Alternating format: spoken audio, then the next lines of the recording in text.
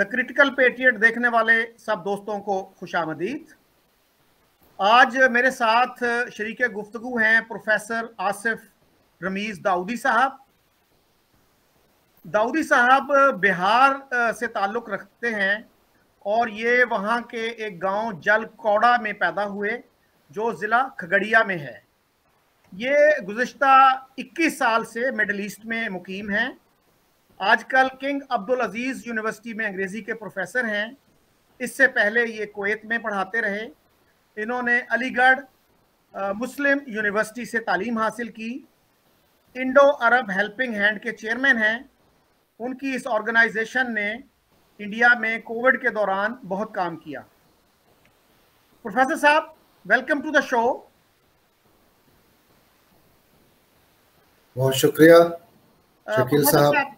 Professor साहब, हमारे यहाँ उर्दू अखबार जो हैं वो जब भी इंडिया का जिक्र करते हैं और वो लिखते हैं कि इंडिया हमारा अजली दुश्मन है, मक्कार दुश्मन है और इसका चेहरा मकरू है। तो एज एन इंडियन मुस्लिम आप इन डिस्क्रिप्शंस को कैसे देखते हैं? शकील साहब, सबसे पहले तो मैं आपको बताऊं कि आपके यहाँ की मीडिया जो भी लिखती है या जो भी दिखाती है, यकीनन उनकी बहुत सी चीज़ें सिर्फ इस बात पे चलती हैं कि वो किस तरह से हमारे मुल्क हिंदुस्तान को बुरे अल्फाज से नवाज सके या किस तरह से नीचा दिखा सके। मैं बड़े मुहद्दब अल्फाज का इस्तेमाल करना चाहूँगा, मैं उस तरह से नहीं जाना चाहूँगा कि, लेकिन मैं यही कहना चाहूँगा कि वहाँ की जो मीडिया है ना, वो अपने आप में अगर तो ज़्यादा कुछ अपनी हुकूमत के बारे में या वहाँ की चीज़ों के बारे में बोलना शुरू कर दे तो पता नहीं किस वक्त उनकी दुकानें वहाँ पे बंद हो जाए। आपके सामने कई ऐसी मिसालें भी रही मीडिया के अंदर, चाहे आप तूर साहब की बात करें, चाहे आप हामिद मीर साहब की बात करें, या यहाँ तक के मीडिया के अंदर आप देखें कि किस तरह से मरियम नवाज की आवाज़ों को बंद कर दिया जाता है। क्या आप कोई भी ऐसी चीज़ बताएं? खैर, एक मैं दूसरी चीज़ तरफ चला गया हूँ क्योंकि बात आपने वहाँ के मीडिया की। हो सकता है कि इन तमाम बातों पे हमारी और बात आगे बढ़े हमारे डिस्कशन के दरमियान, लेकिन मैं आपको बताता चलूं कि हमारे मुल्क में इन चीज़ों का क्या रिएक्शन होता है।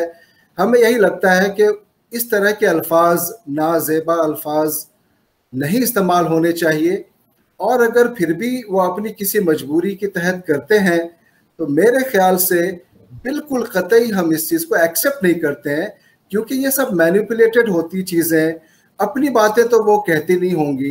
अब आपने कहा कि किस तरह से एक वर्ड आपने बताया था कि उस वर्ड को यूज़ किया जाता है, मैंने तो उसको फॉलो नहीं किया। अगर आप दोबारा से वो वर्ड रिपीट कर देंगे तो मुझे थोड़ी सी आसानी हो जाएगी कि क्या क्या वर्ड। हाँ, एक तो अजली दुश्मन यानी इटर्नल एनिमी, और मक्कार दुश्मन। मक्कार का मतलब कनिंग एनिमी, और मकरू चेहरा यानी इंडिया का जो चेहरा है वो डिस्गस्टिंग है, ऑब्नॉक्शियस है, और वो जल्दी बहुत दफा जो है ना हेडलाइन इस तरह की होती है कि हिंदुस्तान का या भारत का मकरू चेहरा बेनकाब हो गया। तो इस तरह की लैंग्वेज यूज की जाती है। सर, ये मकरू और इस तरह की डिस्गस्टिंग बातें करना, जाहिर है कि मैं इसको बहुत ही स्ट्रांगली कंडेम करना चाहूँगा एक हिंदुस्तानी होने के नाते, और ख़ास तौर से चूंकि आपने ये कहा कि आप हिंदुस्तानी मुसलमान भी हैं, तो उस नाते भी मैं यही कहना चाहूँगा कि इस तरह की लैंग्वेज का इस्तेमाल किसी भी सिविल सोसाइटी में कहीं पे भी इसकी, हम हिंदी में कहते शोभा नहीं देता।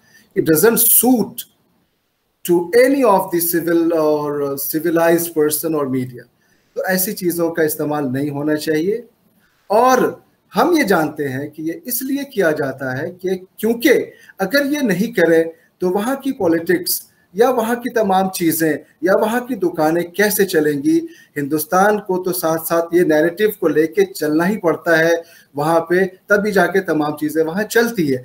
और अगर ऐसा नहीं करते हैं और वहाँ की अपनी तमाम प्रॉब्लम्स को वो उजागर करना शुरू कर देंगे, तो कौन से ऐसे वक्त में उनकी खुद ये दुकान या उनका खुद मीडिया हाउस बंद हो जाए।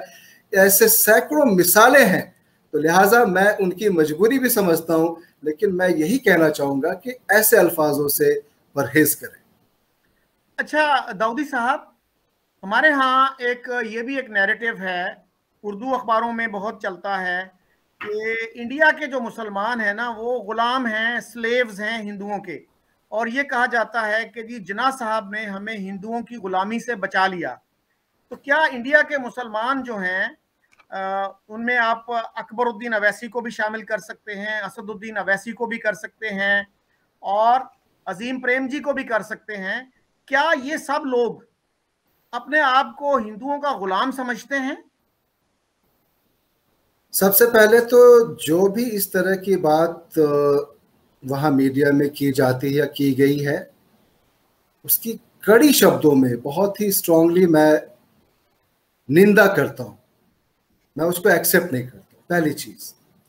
दूसरी चीज़ ये है कि हमें फ़ख्र है कि हम हिंदुस्तान में हैं, हिंदुस्तानी मुसलमान हैं, और हमें हिंदुस्तान में उन तमाम हिंदू भाइयों पर भी फ़ख्र है, उस सोसाइटी पे फ़ख्र है जहां हम एक दूसरे के साथ बराबर, एक कहते हैं ना, कंधे में कंधे मिलाकर चलने वाले शहरी हैं, और हमें वहां पे हर चीज़ में मौके दिए जाते हैं, मौके मिलते हैं, हम प्यार बांटते हैं।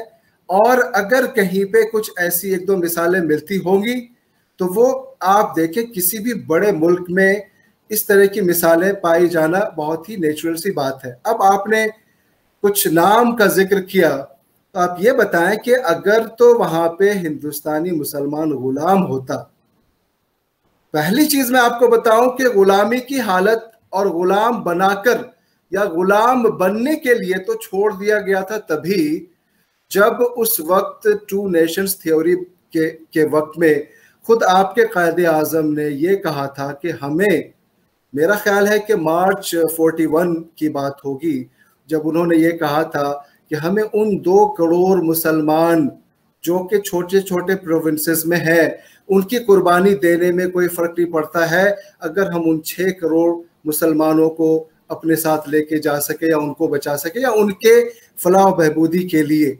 यानी कि हम 2 करोड़ मुसलमानों की जान की फिक्र नहीं करते, उनके फ्यूचर की फिक्र नहीं करते, और अगर वो गुलाम बनते हैं तो बन जाएं। तो हमें तो गुलाम बनने की हालत में और कगार पे छोड़कर उस वक्त वो लोग चले गए जो ये चाहते थे कि ये गुलाम बनकर रहें। लेकिन हुआ क्या, ना हम गुलाम बनकर रहे और ना हमें वहां के लोगों ने गुलाम बनाया।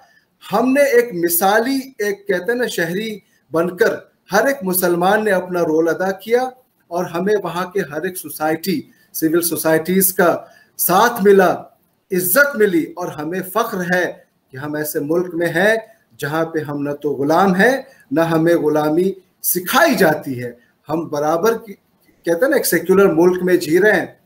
वहां के कानून को देखें, और आप खुद, आपने अभी असदुद्दीन ओवैसी की बात करी, आपने अभी अकबरुद्दीन ओवैसी की बात करी, तो वहां पे जिस तरह से वहां मेजोरिटी को भी चैलेंज किया जाता है, क्या वो कोई गुलाम उस तरह से कर सकता है? बिल्कुल मैं उसको एक्सेप्ट नहीं करता हूं जो वहां पे अकबरुद्दीन ओवैसी ने बात कही थी। मुझे मिसाल में उसको लाना पड़ा है क्योंकि आपने उस नाम का जिक्र किया।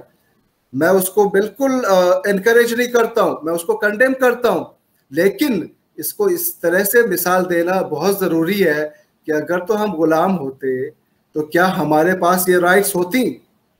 आप आज की तारीख में देखें, अजीम प्रेमचंद जी का आपने खुद जिक्र किया, किस तरह से इतने बड़े बिजनेसमैन वो साबित हुए। ठीक है, उनकी फिलेंथ्रोपिक बहुत सी एक्टिविटीज भी हैं जो मिसाल, बहुत बड़ी मिसालें हैं उसकी, लेकिन क्या एक कोई मुसलमान वहां पे अगर गुलाम होता तो इस दर्जे तक, इस लेवल तक पहुंच सकता? ऐसे तो इतनी मिसालें हैं सर, हमारे पास 1 नहीं 2 नहीं 3 हिंदुस्तान के अंदर सदर जमहूरियत, कहते हैं ना, हमारे हिंदुस्तान के प्रेसिडेंट रहे हैं वहां पे 3। आप ये बताएं कि किसी भी ऐसे मुल्क में जहां पे मुसलमान गुलाम होता या कोई भी कम्युनिटी गुलामी कर रही होती, तो क्या वो वहां का सदर होता या नायब सदर होता या दूसरे तमाम शोबों में इस तरह से नाम कर रहा होता। आपको मैं और मिसालें अभी देता चलता हूँ। ये तो मैंने एक बताई, अजीम प्रेमचंद जी के नाम से आपने शुरुआत करी, मैंने प्रेसिडेंट्स के बारे में बताया। वहां पे मेरिटोक्रेसी होती है, अगर आपके अंदर मेरिट है तो आप आगे बढ़े और आप जाके कोई भी पोजीशन ले लें। जैसी एक मिसाल मैं 2 मुसलमानों की देना चाहूंगा। एक तो खुद हमारे बिहार से, जिसका नाम है आमिर सुबहानी, जिन्होंने सिविल सर्विसेज में टॉप किया, लाखों लोगों के बीच में, जिसमें हिंदू, मुसलमान, सिख, ईसाई सभी लोग वहां जाके उस कंपटीशन में हिस्सा लेते हैं। और आखिर में एक बंदा वो टॉप करता है, वो है आमिर सुबहानी। एक बंदा कोई टॉप करता है, वो है कश्मीर से शाह फैसल। मैंने आपको ये 2 मिसालें दी।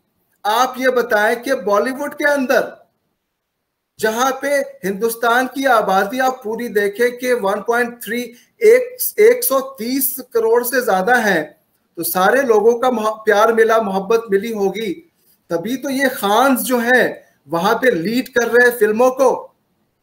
उनको इतनी इज्जत मिली कैसे? सिर्फ इसलिए कि वो गुलाम है।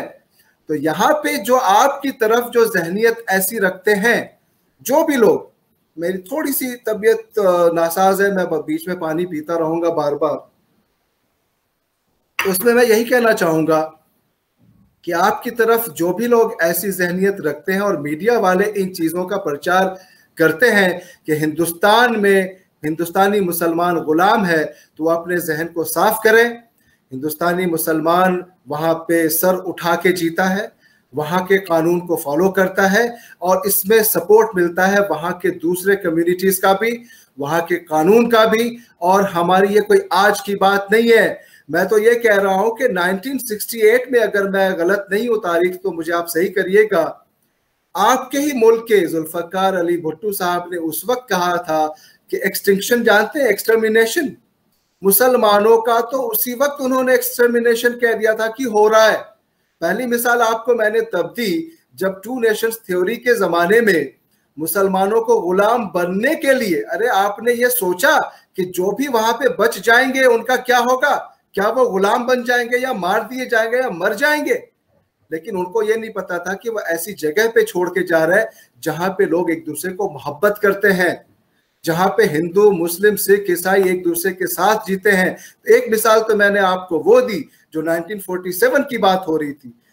दूसरी बात आपको, दूसरी मिसाल मैं आपको अभी की दे रहा हूं, जब 1968 में जुल्फकार अली भुट्टो साहब ने यह कहा था कि मुसलमानों का एक्सटर्मिनेशन हो रहा है, एक्सटेंशन हो, वो तो खत्म हो रहा है। क्या मुसलमान वहां पे खत्म हो गए? आप देखें कि मुसलमानों की आज की वहां पे कितनी तादाद है और कितनी खुशहाली है। कुछ केसेस, कुछ गुर्बत, कुछ प्रॉब्लम्स दुनिया में कहाँ नहीं है? साउथ एशियन कंट्रीज में कहाँ नहीं है? पाकिस्तान में नहीं है, अफगानिस्तान में नहीं है, श्रीलंका में नहीं है, बांग्लादेश में नहीं है, तो उस तरह से हिंदुस्तान में भी है। लेकिन इसको ये कहना कि मुसलमान गुलाम है, बिल्कुल नहीं। उनकी भी बात गलत हो गई जो भुट्टो साहब ने कही थी कि मुसलमानों का एक्सटर्मिनेशन हो रहा है, बल्कि उल्टा ये हो रहा है कि आपके यहाँ देखें कि किस तरह से माइनॉरिटीज को, मेरे ख्याल से 22% माइनॉरिटीज थे वहां पे, हिंदू और सिख, आज वो 3 से 4% पे है। कहां चले गए वो? एक्सटर्मिनेशन किसका हुआ? गुलाम बना के किसको रखा गया होगा? ये तमाम चीजें आप इसको ऐसे देखें तो कहने का मतलब है कि वहां की मीडिया को सच्चाई दिखाने की आदत आनी चाहिए, और अगर नहीं आनी चाहिए तो ऐसे मैनिपुलेशंस तो बिल्कुल ही नहीं करें। और अगर करते तो हम जैसे लोगों को वो बुलाएं और फिर हम उनको आईना दिखाएंगे कि सच क्या है और झूठ क्या है। हमारे यहाँ जो मुसलमानों की जिंदगी है, जो मुसलमानों का हाल है, आप शुरू से लेके आज तक की बात करें, कुछ 2-4 टारगेटेड कुछ इंसिडेंट्स को लेके बदनाम करने की कोशिश नहीं करें। हमें फख्र है अपने हिंदुस्तानी होने पे, हमें फख्र है अपने हिंदुस्तानी मुसलमान होने पे, हमें फख्र है अपने हिंदू भाइयों पे, क्रिश्चियन भाइयों पे, हमें फख्र है हमें अपने कॉन्स्टिट्यूशन पे और संविधान पे और वहां की तमाम सरकारों पे जिन्होंने हमेशा हमें बराबरी का हक दिया है और हम बराबर नहीं होते। तो आज मैं खुद, आपने जिक्र किया कि मैं एक गांव जलकौड़ा जो खगड़िया जिला में, पता है वो कितना एजुकेशनली वो इलाका बाढ़ से पूरी तरह से खत्म हो जाता है हर साल। वहां पे लोगों को दोबारा से अपनी जिंदगी को जीने के लिए मुशक्कतें करनी पड़ती हैं। वहां पे कोई उस वक्त इंग्लिश मीडियम स्कूल भी नहीं था, लेकिन उस जगह से मैं आज आपके साथ इंटरव्यू दे रहा हूं। मैं आज 20 साल से सऊदी गल्फ कंट्रीज में रह रहा हूं, मीडिया पैनलिस्ट हूं, अलग अलग जगहों पे अपने व्यूज देता हूं। एक मुसलमान हूं, एक हिंदुस्तानी हूं। अगर मैं गुलाम होता तो मैं यहां पहुंच पाता? मैं अपनी मिसाल देना चाह रहा हूं। हमारे गांव में ऐसे इतने पढ़े लिखे लोग हैं, उसको एक छोटा क्या कहते हैं, मतलब इतनी सारी वहां पे एजुकेशन की बातें होती। जब अलीगढ़ मुस्लिम यूनिवर्सिटी में मैं पढ़ता था, हमारे गांव से उस वक्त कम से कम 100 लोग, हमारे भाई, हमारे बड़े भाई, सब लोग वहां पे अलीगढ़ में गए, जामिया में गए, JNU में गए, दिल्ली यूनिवर्सिटी में गए और दुनिया के तमाम अलग अलग शहरों में गए, मुल्कों में गए। अगर वो गुलाम होते तो क्या वो तमाम इस तरह से दुनिया में अलग अलग नाम कर पाते? आपको मैं अलीगढ़ मुस्लिम यूनिवर्सिटी की मिसाल देता हूं। अलीगढ़ मुस्लिम यूनिवर्सिटी में लोग किस तरह से अपनी गुर्बत की के बावजूद भी बच्चों को वहां पे भेजते हैं, पढ़ाई करवाते हैं और वो पूरी दुनिया में अपना नाम रोशन करते हैं, अपने मुल्क का नाम रोशन करते हैं। अगर तो हम गुलाम होते तो क्या हमारी वो यूनिवर्सिटी जहां से हम वहां पढ़ के आ रहे हैं, क्या वो जामिया मिल्लिया इस्लामिया जो दिल्ली के अंदर है, क्या वो उस्मानिया यूनिवर्सिटी जो हैदराबाद के अंदर है, वहां पे लोग पढ़ाई कर पाते? आप अपनी जगह पे मुझे एक मिसाल दीजिए जिस जगह पे कोई ऐसी यूनिवर्सिटी हो जो माइनॉरिटीज के नाम से हो, कोई ऐसा प्रेसिडेंट हो जो 3 बार माइनॉरिटीज की तरफ से आपकी सरकार ने, आपकी हुकूमत ने वहां बनाई हो। मीडिया वो क्यों नहीं दिखाता कि हमारे यहाँ पे 3 मुसलमान प्रेसिडेंट्स बने हैं? मीडिया वो क्यों नहीं दिखाता कि हमारे तमाम मुसलमान, चाहे वो AMU से हो, चाहे वो उस्मानिया यूनिवर्सिटी से हो, चाहे वो आपके जामिया मिल्लिया इस्लामिया से हो, आपकी मीडिया वो क्यों नहीं दिखाती कि वो क्या क्या कमाल कर रहे हैं उसी हिंदुस्तान में रह के, उसी जगह से जहां आप लोगों ने हमें फातिहा हम पे पढ़ दिया था, छोड़ आए थे कि चलो 2 करोड़ मुसलमान मरते हैं तो मर जाए, हमें उसकी कोई फिक्र नहीं है। वो सच्चाई क्यों नहीं दिखाते आपकी मीडिया? आपकी मीडिया मजबूरी नहीं है, लाचार है। आपकी मीडिया इस तरह से जो कर रही है वो बिल्कुल मैनिपुलेशन है। हम उसको किसी भी तरह से एक्सेप्ट नहीं करते हैं। मेरे पास इतनी मिसालें हैं कि आपके पास वक्त नहीं होगी, हमारी मिसालें वो खत्म नहीं होंगी। इसलिए मैं बार बार कह रहा हूं कि इन तरह की चीजों से मीडिया को बचना चाहिए। और आपके जरिए मैं आपके व्यूअर से कहना चाहता हूं कि ऐसे मैनिपुलेशन से बचें। और अगर आपको लगता है और आप मेरी आवाज अगर आपकी मीडिया तक पहुंच रही होती है तो आप उनको बताएं कि मुझे बुलाएं, मुझ जैसे मुसलमानों को बुलाएं, बहस करें, फिर हम बताएंगे कि सच्चाई क्या है। लोगों को वर्गलाना ठीक नहीं है। और आपके यहाँ जो आम जनता है, जो आवाम है, वो कतई ऐसा नहीं सोचती है।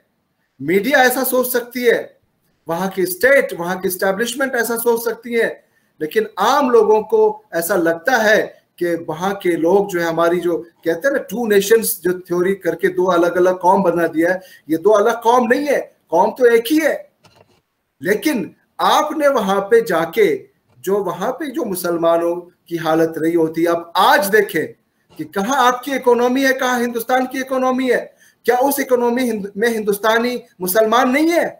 क्या उस हमारे अच्छे इकोनॉमी में हिंदुस्तानी सिख क्रिश्चियन नहीं है, माइनॉरिटीज नहीं है? सभी है। लेकिन आपके यहाँ तो सिर्फ मुसलमान है और माइनॉरिटीज तो आप बचे नहीं। 22% से आप कहाँ चले गए हमें पता नहीं, आप लोगों ने बताया भी नहीं वो कहाँ चले गए। उसके बावजूद अगर सिर्फ मुसलमान भी है, सिर्फ एक ही ऐसी कम्युनिटी है, तो वहां भी इकोनॉमी आपकी इतनी क्यों खराब हो रही है? तो वहां पे डॉलर्स आज भी 173 174 पे कैसे है? तो वहां पे कर्ज लेने की नौबत क्यों आ रही है? अगर आपके वहां पे हुक्मरानों ने, जो डमी हुकूमत होती है ना, जो इस्टेब्लिशमेंट जो आपकी हुकूमत चलाती है, जो फॉरेन पॉलिसीज और फॉरेन मिनिस्ट्री आपकी आउटसोर्स होती है, कभी कभी तो आपकी हुकूमतें खुद आउटसोर्स हो जाती है, तो उसको जहन में रखते हुए देखिए कि वहां के लोगों का कितना भला हो सकता था। वहां के मुसलमान, वहां के दूसरे सिख, हिंदू, वहां की पूरी पॉपुलेशन कहाँ जा सकती थी आज? कितनी उनके अंदर जो सलाहियतें हैं वो किस सही डायरेक्शन में उसका इस्तेमाल हो सकता था? आपकी इकोनॉमी कहाँ जाती, आप कितने जॉब्स क्रिएट कर पाते। लेकिन आपका ध्यान, आपकी मीडिया का ध्यान, आपकी हुकूमतों का ध्यान आपकी तरफ कभी डेमोक्रेसी, क्या कहते हैं, डेमोक्रेसी खतरे में हो जाता है, कभी वहां पे मार्शल लॉ आ जाती है, कभी वहां पे क्या कहते हैं इंटरनल मसले इतने आ जाते हैं कि वहां तो आपके कोई ऐसे है ना कि कोई दूसरे लोग आपको जाके परेशान कर रहे हो, वहां तो आप अकेले हैं। आप क्यों नहीं वहां तरक्की कर ले जाते हैं? वहां के मुसलमान क्या गुलाम नहीं है? आज भी इतने कैसे लोग हिंदुस्तान से जब उस वक्त हिजरत करके गए थे, आज भी मुहाजिरीन कहलाते हैं, आज भी उनको हक नहीं मिला। तो गुलाम तो वो है, मीडिया वो दिखाए। आप अपने अंदर first you have to get your own house fixed, इनको आप प्लेस में लाए, put it in the right place, then the media has right to talk about the Muslims of Indian Muslims जो बहुत खुश हैं, उनकी गलत पिक्चर नहीं डाली जाए। हम पहले ही से बहुत से ऐसे हरकतें वहां होती है, बदनाम हम होते हैं। आपके यहाँ मस्जिदों में लोगों को मार दिया जाता है, जो मुसलमान और इस्लामिक कंट्री कहते हैं, वहां पे मस्जिदों के अंदर कत्ल कर दिया जाता है। हमारे यहाँ वैसा नहीं होता, हरकतें वहां होती है, बदनाम हम होते हैं।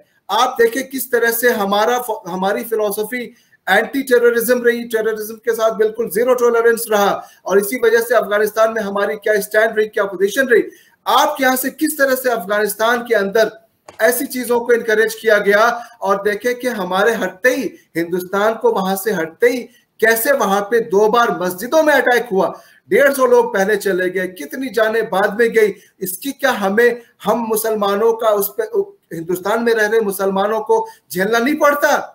किस तरह से आप देखें बांग्लादेश के अंदर अगर मंदिरों में अटैक कर दिया गया तो क्या उसका असर हमें झेलना नहीं पड़ता है?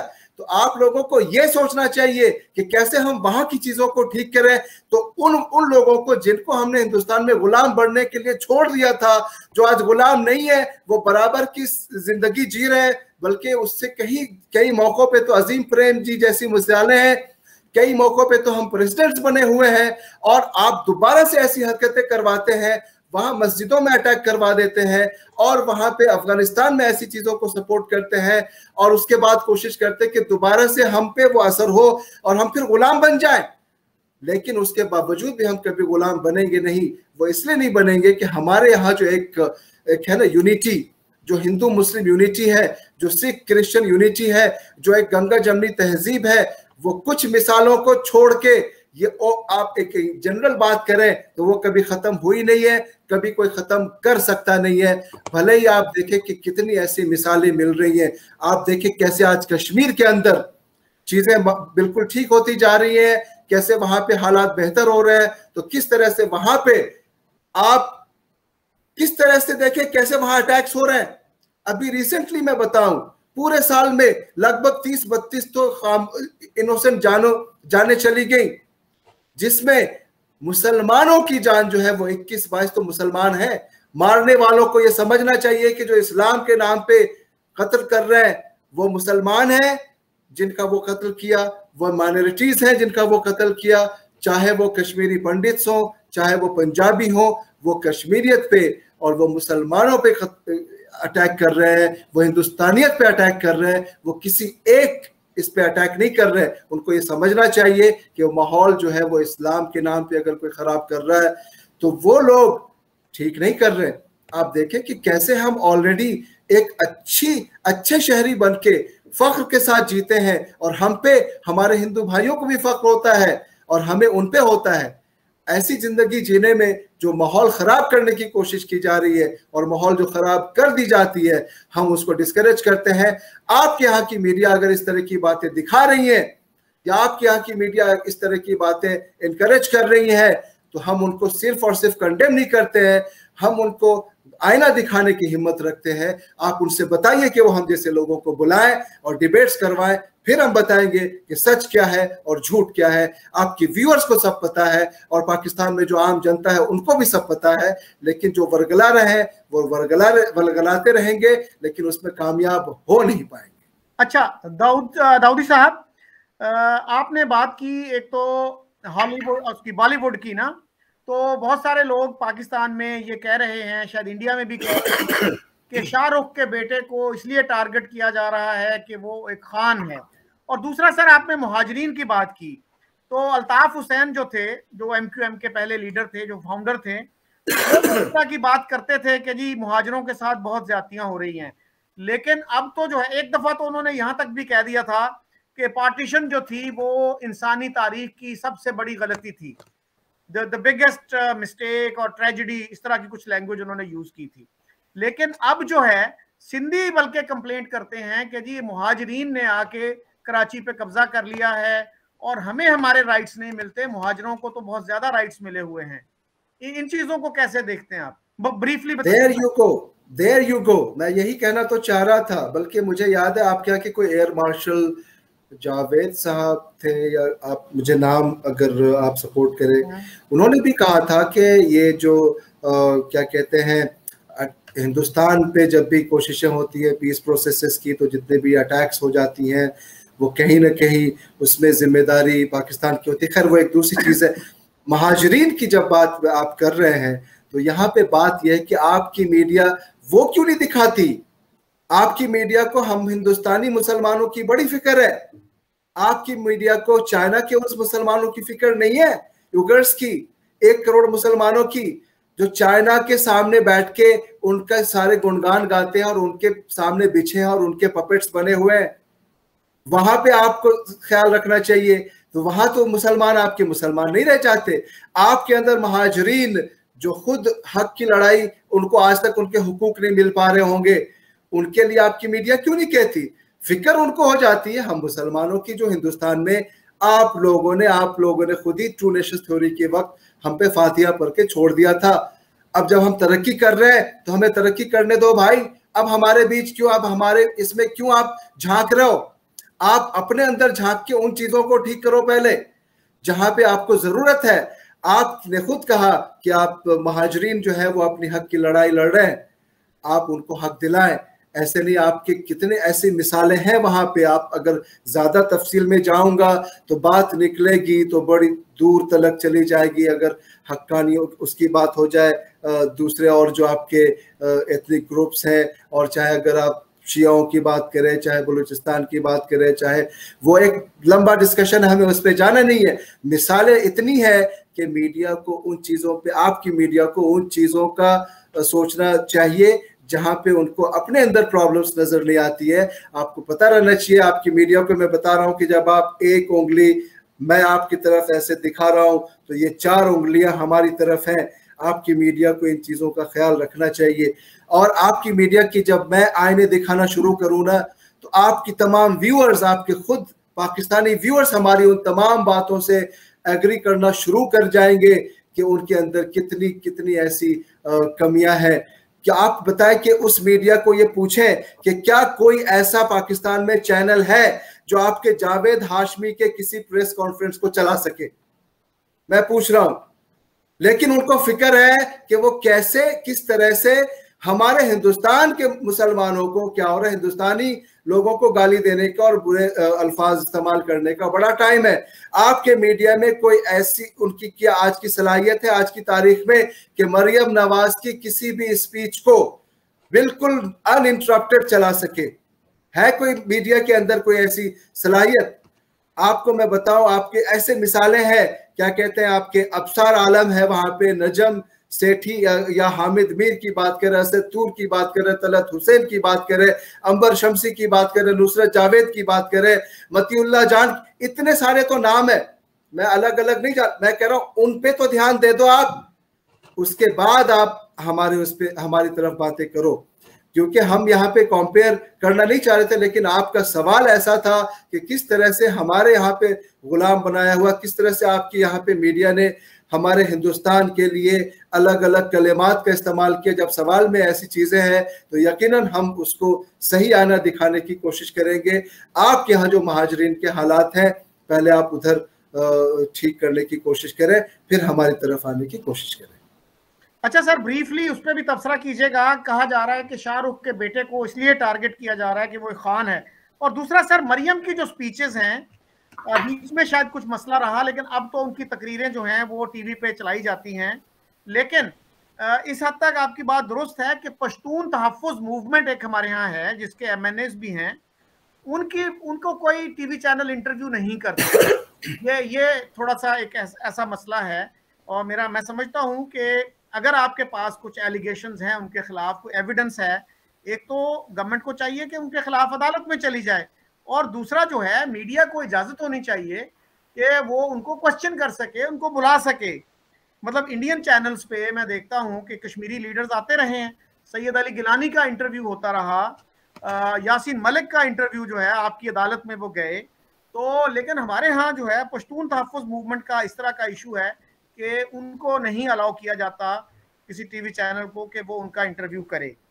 तो सर हम थोड़ा सा अगर गेयर बदलें तो पाकिस्तान और इंडिया के ताल्लुकात कैसे बेहतर हो सकते हैं? क्या आपके ख्याल में सबसे बड़ी हर्डल है क्या? क्योंकि इस वक्त पाकिस्तान की इकानमी काफ़ी मुश्किलात का शिकार है, और मेरे जैसे बहुत से लोग ये कहते हैं कि भाई इंडिया के साथ ताल्लुकात बेहतर बनाए बगैर हम इस इकानमी की जो सिचुएशन है उसको इम्प्रूव नहीं कर सकते। लेकिन बहुत सारे लोग हैं जो हमसे इख्तलाफ भी रखते हैं, लेकिन आप क्या कहते हैं इसके बारे में? और वो खान वाली बात भी ब्रीफली उसका भी आंसर कीजिएगा। जी बेहतर है, तो मैं आपके खान वाली बात से ही शुरू कर देता हूँ, उसके बाद आपके दूसरे सवाल पे आ जाऊंगा क्योंकि वो कई वजहों से वो चीज़ पीछे रह गई। देखिए, जहाँ तक सवाल है, मैं आपको दोबारा बताना चाहूँगा कि अगर आप शाहरुख खान की बात करते हैं तो शाहरुख खान आज की डेट में अगर शाहरुख खान है तो वो पूरे एक एक हिंदुस्तानियों के कंट्रीब्यूशन और मोहब्बत की वजह से है। तो पहली चीज़ तो यह है कि उनको हिंदुस्तान ने मोहब्बत दी और ग्लोबल एक सेलिब्रिटी हैं वो। अब अगर आज की तारीख में कुछ ऐसे मामलात हुए हैं जिसमें आर्यन जो उनका बेटा है, इस पे अलग अलग तरह से व्यूज आते हैं कि कुछ लोग कहते हैं कि उनको उनके साथ इसलिए ये ट्रीटमेंट हो रहा है क्योंकि वो एक मुसलमान है या खान उनका नाम है। लेकिन मैं आपको यहाँ पे ये बताना चाहूँ कि अगर ऐसा ये ट्रीटमेंट हो भी रहा है या खान होने की नाम की वजह से भी है, तो मौका किसने दिया? मैं हमेशा अपने तमाम चीजों में कहता हूं कि no one can ride your back until it is bent. तो कहीं ना कहीं से तो ये झुका हुआ था कि आपके ऊपर वो कोई चढ़ा। वहां पे कानून है, कानून के हिसाब से चीजें बिल्कुल दूध का दूध पानी का पानी हो जाएगा, चीजें अनफोल्ड होंगी। लेकिन आप इसमें थोड़ा इंतजार करें।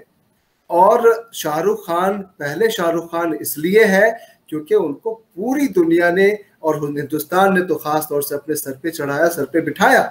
अगर कोई ऐसी चीज सामने आई है जिसपे ऐसा लगता है कि उनके साथ नाइंसाफी हुई है, तो हमारे यहाँ कानून है, कानून उसका यकीनन, और अगर कानून में भी किसी को शक है तो कुछ दिनों के बाद देखे चीजें अनफोल्ड हो जाएंगी। इसमें इंतजार करने की जरूरत है।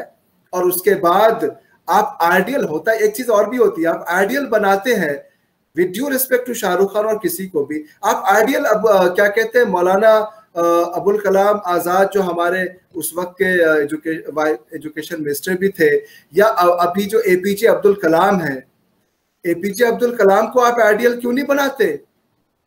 आपके यहाँ पे जो हमारे प्रेसिडेंट रह के गए, इतनी मिसालें उनके लिए, आप उनको आइडियल बनाओ ना।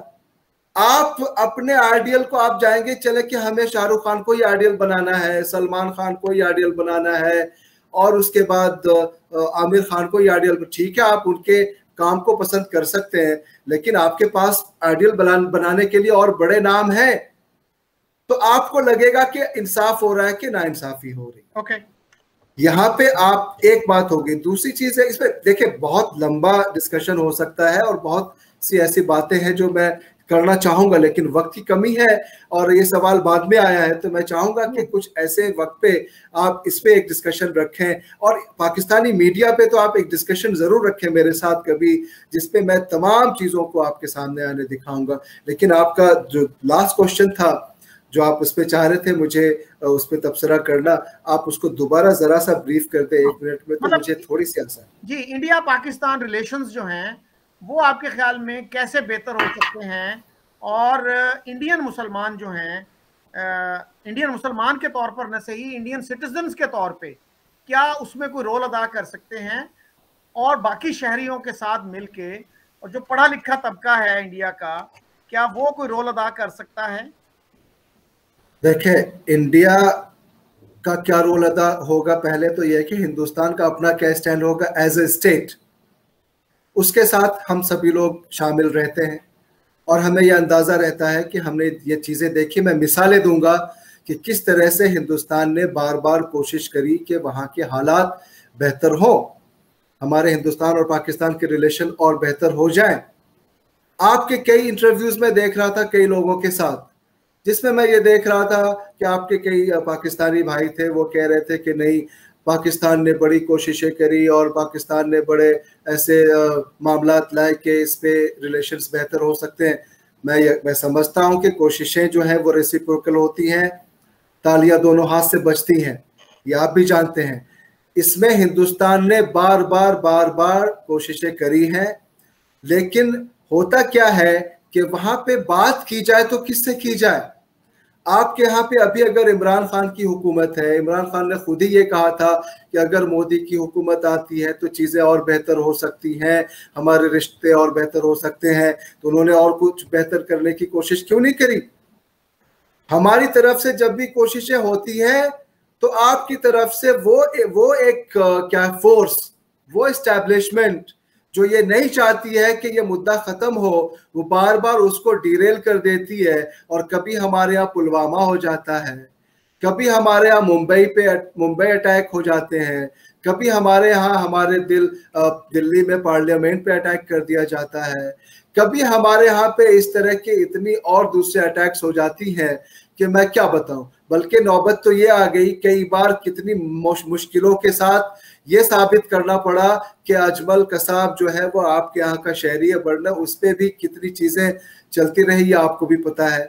तो कहने का मतलब ये है कि क्या किया जाए, किस तरह से किया जाए, कैसे बड़ा दिल दिखाया जाए। जब भी कुछ कोशिश होती है, कोई ना कोई चोट दाग दी जाती है उन फोर्सेस के जरिए जो ये नहीं चाहती कि रिश्ता हो। हिंदुस्तान ने तो बहुत कोशिशें करी।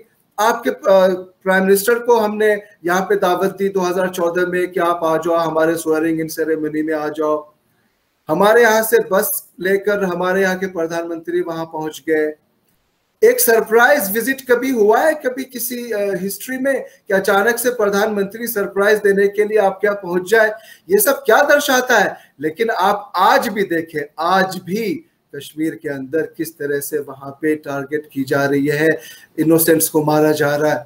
तो कैसे शुरुआत की जाए? आपको रास्ता तो पता है। चले, मैं ये कह रहा हूं कि एक और शुरुआत क्रिकेट से शुरुआत कर दी जाती है या गेम्स और स्पोर्ट्स से की जाए।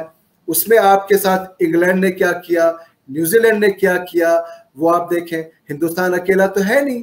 हम चाहते हैं कि स्पोर्ट्स के जरिए, म्यूजिक के जरिए, आर्ट्स के जरिए वहां के पीपल टू पीपल इंटरेक्शंस बढ़ जाए, वहां के लोगों से मिलना जुलना हो जाए।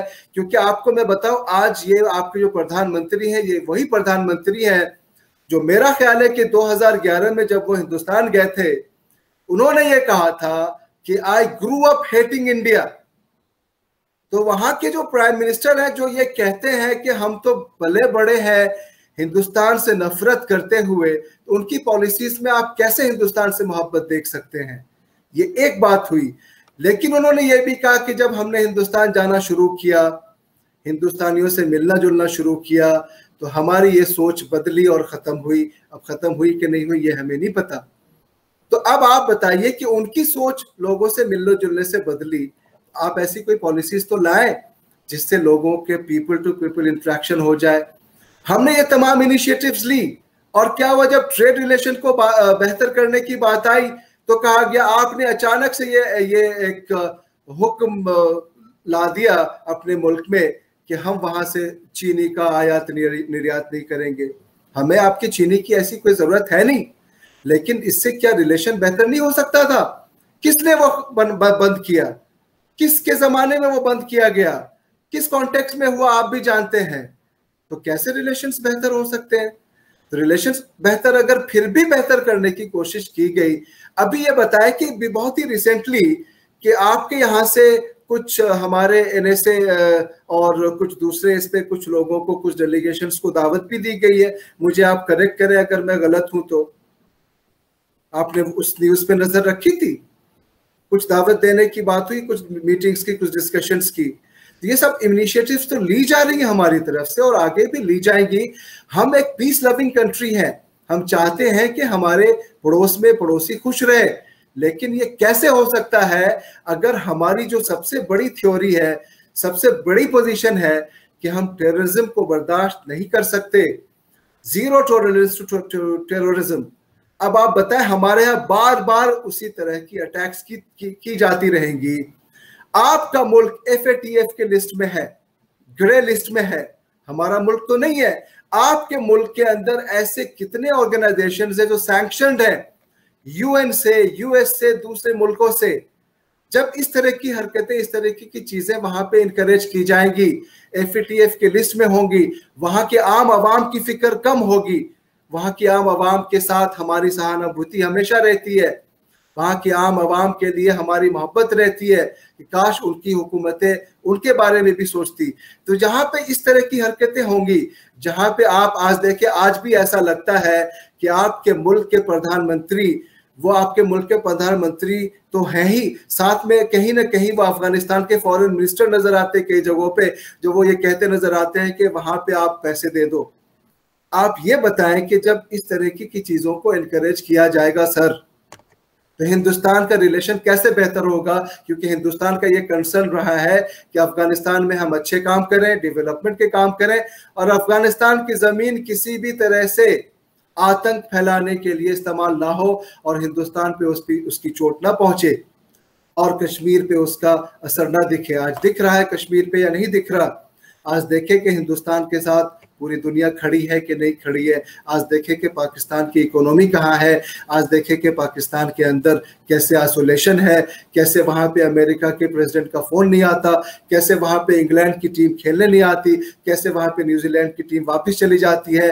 With due respect to the arm people of Pakistan, जो हमेशा अमन पसंद है, लेकिन ये इन पॉलिसीज की वजह कर, with due respect to your viewers, ये जो तमाम ये पॉलिसीज है, ये इन पॉलिसीज को अगर बदलने की कोशिश हो तो क्यों नहीं हिंदुस्तान बड़ा दिल दिखाएगा?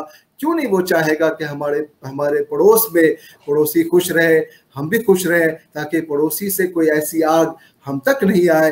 अगर वो खुश रहते हैं तो हम भी खुश रहेंगे। हम कोशिशें करेंगे और हम कोशिशें करने को तैयार है। लेकिन ये तमाम मिसालें हमने आपको जब दिखाई, जो आपको बताया, तो आप खुद बताएं कि कहाँ से कैसे शुरुआत की जाए, बात किससे की जाए। बात आपके प्राइम मिनिस्टर से अगर की जाए तो क्या प्राइम मिनिस्टर की रूल्स वहां पे चलती है? बात अगर दूसरे एस्टेब्लिशमेंट से की जाए तो कैसे की जाए? यहाँ पे ये मामला होता है कि रिमोट कंट्रोल का, यहाँ पे मामला होता है कि हुकूमतें चला कौन रहा है, यहाँ पे आप मामला ये होता है, यहाँ फॉरेन पॉलिसी तो पूरी तरह से आउटसोर्स्ड है, उस पर तो आपकी हुकूमत की चलती नहीं। तो उसमें किससे बात की जाए? आप ही बताए ना। हम तो बात करने को तैयार है, हमारी मुल्क बात करने को तैयार है, हमारी हुकूमतें तैयार है। अगर आप ट्रेड की भी बात कर ले, ट्रेड बढ़ा दें। हमारे चाइना से 100 इख्तलाफात हैं, लड़ाइयां हैं, झगड़े हैं, लेकिन आप देखें आज भी मेरा ख्याल है कि 100 बिलियन या उससे ज्यादा का ट्रेड हमारा चलता है। ट्रेड रिलेशंस हमारे खत्म नहीं हुए। हमारे और चाइना के बायलैटरल रिलेशंस आज भी अच्छे हैं, लेकिन दूसरे अलग जो इख्तलाफात है वो हैं। उस तरह से हम चाहेंगे या हमारी हुकूमतें चाहें तो बिल्कुल शुरुआत की जा सकती है। लेकिन अभी कुछ दिनों पहले शुगर के ट्रेड बिजनेस को किसने रोक दिया?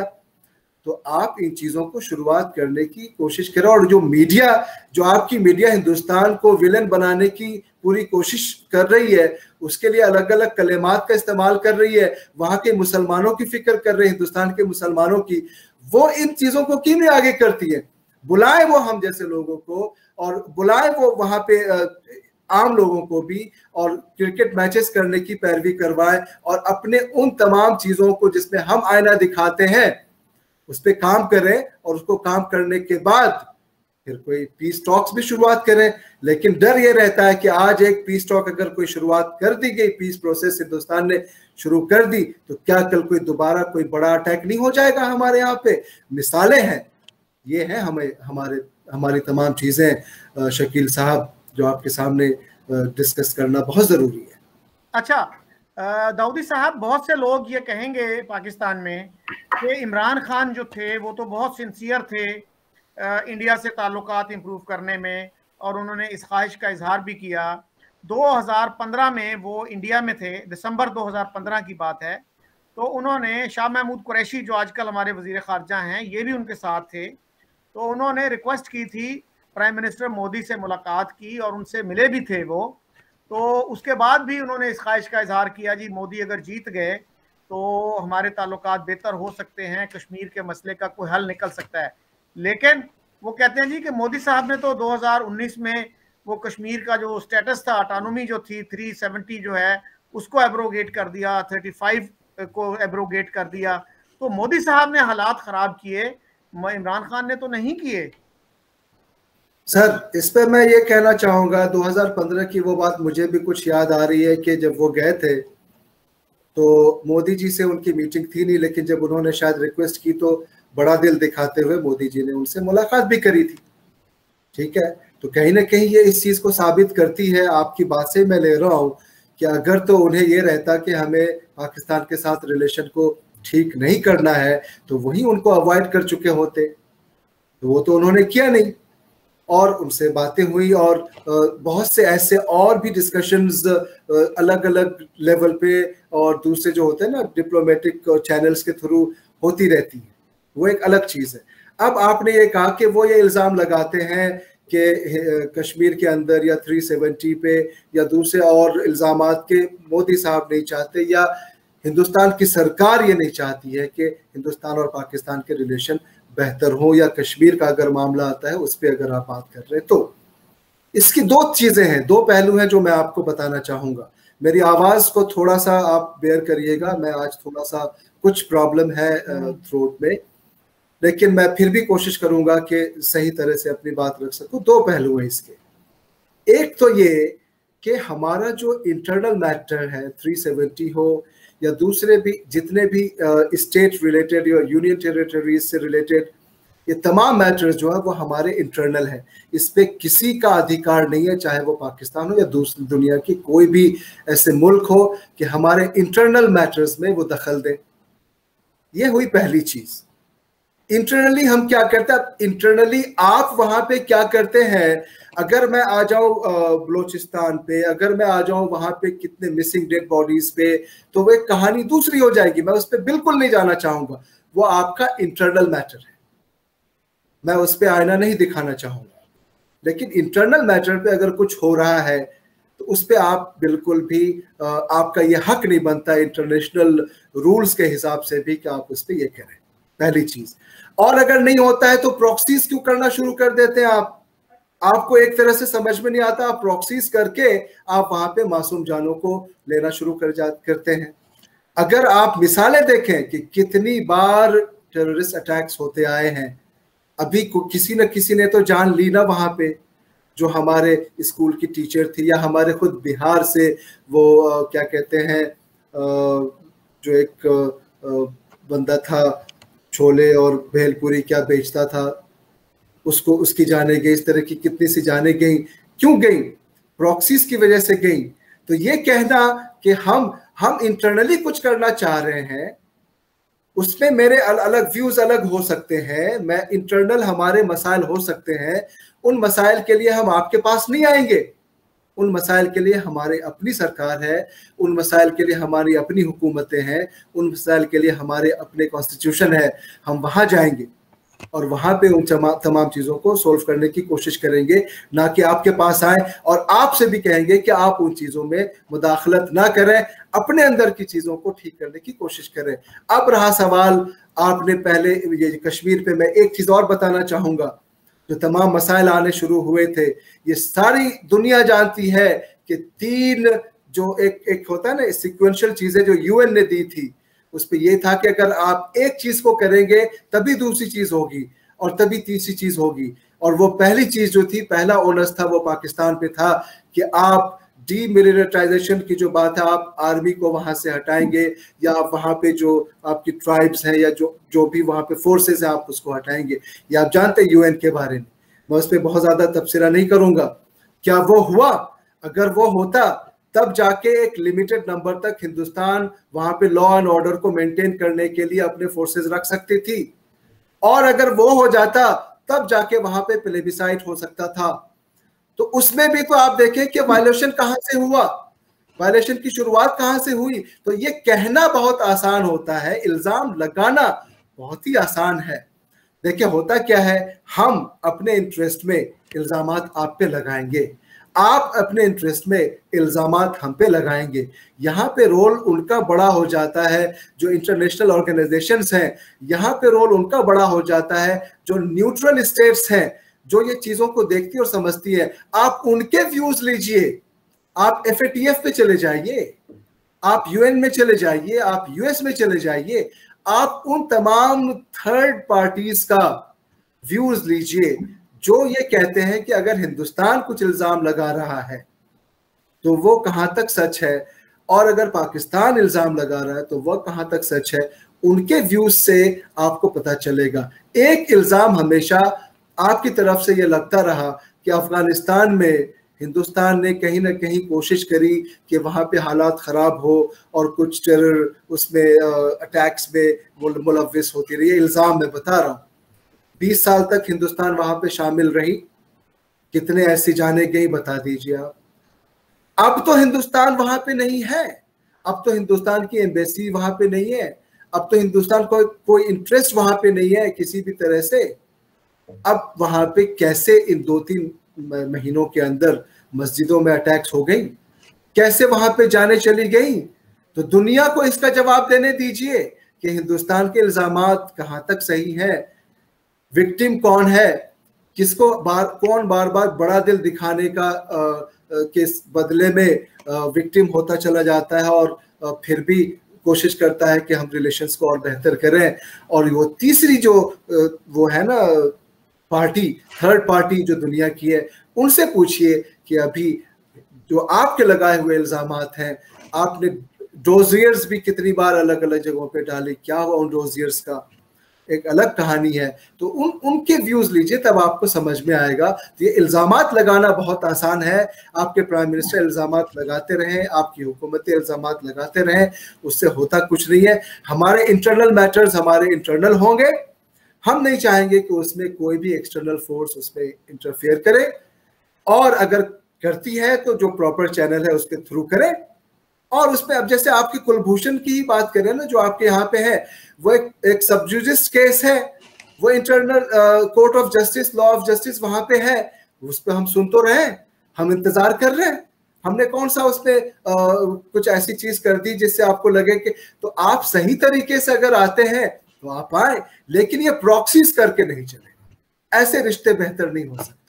रिश्ते बेहतर हम करना चाहते हैं, हम जैसे लोग तो यकीनन करना चाहते हैं, जो आम आदमी है आप जैसे लोग करना चाहते हैं। जो आपके मुल्क में जो आम शहरी है वो कभी नहीं चाहेगा कि दंगे हों, वो कभी नहीं चाहे। वो तो चाहते हैं कि 2 रोटी मिलती रहे, रोजी चलती रहे अपने बच्चों की। अपने मीडियम क्लास लोग क्या चाहते हैं, हम जैसे लोग, आप जैसे लोग, कि हमारी जिंदगी चलते रहे, हमारे बच्चों का फ्यूचर बेहतर हो जाए, हम एक घर बना लें और हम चाहें कि हम आगे अपने, जब हमारी जान जाए, हमारी जिंदगी खत्म हो, तो हमारे बच्चे जो है खुशी के साथ कम से कम वो अपनी जिंदगी।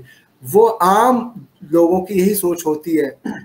लेकिन क्या आपके यहाँ पे जो हुकूमतें हैं वो ये चाहती है कि वो आम लोगों के भले की बात कर सकें?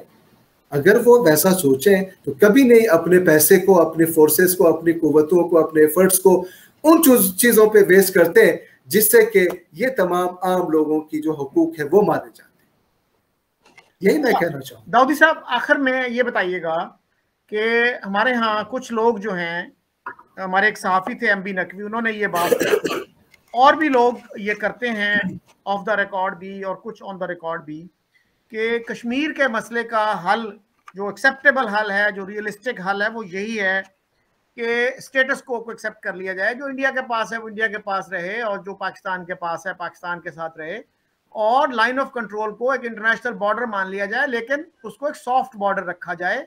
कश्मीरियों को आने जाने की आज़ादी हो, उनकी ज़िंदगी कुछ बेहतर हो सके, उनके हालात बेहतर हो सकें। तो क्या ये सोल्यूशन जो है आपके ख्याल में इंडिया को एक्सेप्टेबल होगा? क्योंकि उन्होंने भी तो ऐसी एक रेजोल्यूशन पास की हुई है ना पार्लियामेंट ने, कि जी हमें पूरा चाहिए है, AJK भी चाहिए है, गिलगित बल्तिस्तान भी चाहिए है। तो क्या क्या इसका हल निकल सकता है आपके ख्याल में, ब्रीफली बताइएगा। देखिए, मैं ब्रीफली बताने की कोशिश करूंगा। आपको याद होगा कि आपके जो सदर थे परवेज मुशर्रफ साहब, उन्होंने भी एक 4 पॉइंट फार्मूला लाया था, ठीक है। उस पर भी बातें शुरू हो गई थी और उस पर भी हिंदुस्तान ने एक अपना रवैया रखा कि हम कुछ बेहतर तरीके से बातों का हल, इन चीज़ों का बातों से हल निकालने की कोशिश करेंगे। उसके फौरन बाद ही मुंबई अटैक देखने को मिला था हमें, और वो पूरी दुनिया देख रही है। कहने का मतलब यह है कि ये एक सोल्यूशन हो सकता है, एक तो पॉसिबल सोल्यूशन तो है ना, लेकिन बात किससे की जाए, आपके यहाँ पे किस इस्टेब्लिशमेंट से बात की जाए, आपके यहाँ पे क्या हुकूमत। हमारे यहाँ देखें कि कम से कम ये है कि डेमोक्रेसी जो होती है ना, वो 1947 से लेके आज तक बरकरार है। हमारे यहाँ कोई मार्शल लॉ नहीं लगा, हमारे यहाँ अलग अलग फोर्सेस आके हुकूमत पे काबिज नहीं हो जाती।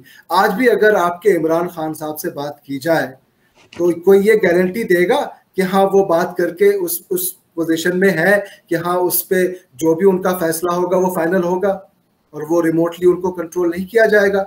ये हुई एक चीज। और अगर इस बात की शुरुआत हो गई तो इसकी क्या गारंटी है कि कोई दूसरा अटैक, जो एक मॉड्यूल बना हुआ शुरू से लेके आज तक कि एक पीस प्रोसेस की बात चली और हम दूसरी तरफ से डिरेल करेंगे और कहीं ना कहीं हिंदुस्तान के किसी न किसी दिल पे जाके उस पर अटैक करेंगे, चाहे वो पार्लियामेंट हो, चाहे मुंबई हो, चाहे पुलवामा हो, चाहे। तो इससे कैसे आप बताएं कि बात अगर की जाए, बात करनी होनी चाहिए, यकीनन होनी चाहिए, लेकिन एक सवाल जो एक बहुत बड़ा है जिसपे मैं आपके व्यूअर्स को भी उस सवालिया निशान पे छोड़ के जाना चाहूंगा, आपको भी उस सवालिया निशान पे छोड़ के जाना चाहूंगा कि बात की जाए तो किससे की जाए, और अगर बात हो भी जाए तो होने के फौरन बाद क्या ये सवाल बड़ा नहीं है कि कोई दूसरा अटैक फिर हो जाए। और तीसरी चीज ये है कि क्या आपका मुल्क जीरो टॉलरेंस टू टेररिज्म करने को तैयार है, क्या आपका मुल्क उन तमाम सैंक्शनड जो कहते हैं ना टेरर में इंगेज लोग हैं या ऑर्गेनाइजेशंस है उस पर एक्शन लेने को तैयार हैं। तो कुछ ऐसी चीजें अगर आप कश्मीर को एक साइड भी कर देते हैं ना, तो ये तमाम चीजें जो आ जाती हैं वो बिल्कुल बड़ा सवालिया निशान हो जाता है। जाहिर है मैं कोई अपने मुल्क के हुकूमत का कोई प्रवक्ता तो हूँ नहीं, मैं एक आम शहरी हूँ। मैं उन चीज़ों को जो एनालाइज करता हूँ, जो देखता हूँ, जो समझता हूँ, और अपने एक आम हिंदुस्तानी शहरी के दिल के दुख को समझता हूँ, और एक पाकिस्तानी जो आम शहरी उनके दिल के दुख को भी समझता हूँ, और उसको समझते हुए लगता है कि इन चीज़ों का हल निकलना चाहिए। तो कैसे निकलना चाहिए, बड़ा क्वेश्चन है। इस पे हम लोग एक अलग, चूंकि बहुत लंबा डिस्कशन हो चुका है, और इस पे हम एक अलग डिस्कशन और कर सकते हैं, और उस पर हम फोकस्ड हों कि पुरानी चीज़ों को छोड़ के रास्ते क्या निकलने चाहिए उस पर बात की जाए। तो मैं उसको इनकरेज करूंगा, हम उस पर बात करने को ज़रूर तैयार रहेंगे। आसिफ दाऊदी साहब, आपने अपनी तबीयत की नासाजी के बावजूद मुझे बहुत वक्त दिया, तो आपने बहुत फिक्र अंगेज थॉट प्रोवोकिंग बातें की, और मुझे उम्मीद है कि मेरे व्यूअर्स जो हैं जहाँ पे भी वो रहते हैं, इंडिया में, पाकिस्तान में, अमेरिका में, ऑस्ट्रेलिया में, वो इन चीज़ों पर गौर करेंगे और ये दोनों मुल्क जो हैं ये अमन के रास्ते पे चल पड़ें, और उसी में दोनों मुल्कों के अवाम का फ़ायदा है। वरना तो हम दोनों मुल्क न्यूक्लियर कैपेबल कंट्रीज़ हैं, तो किसी भी वक्त जो है वो न्यूक्लियर हॉलोकॉस्ट का ख़तरा रहता है, और जिससे पूरी इंसानियत जो है उसको नुकसान होगा। तो इसी के साथ मैं आपसे और अपने व्यूअर से इजाज़त चाहता हूँ। खुदा हाफिज़। बिल्कुल बिल्कुल, आपसे मैं इत्तेफाक रखता हूँ कि अमन और चैन, अमन ही सबसे बड़ा सलूशन है, और इसी से दोनों मुल्कों का फ़ायदा है, और इस तरफ कोशिश की जानी चाहिए। और आपने हमें वक्त दिया, हमें अपने शो पे बुलाया। ज़ाहिर है मेरी तबीयत ख़राब थी, उसके बावजूद भी मैं आपको ना नहीं कह सका। तो हम फिर किसी और शो में मिलेंगे। आपका बहुत शुक्रिया। अस्सलाम वालेकुम, खुदा हाफिज़, जय हिंद, नमस्कार।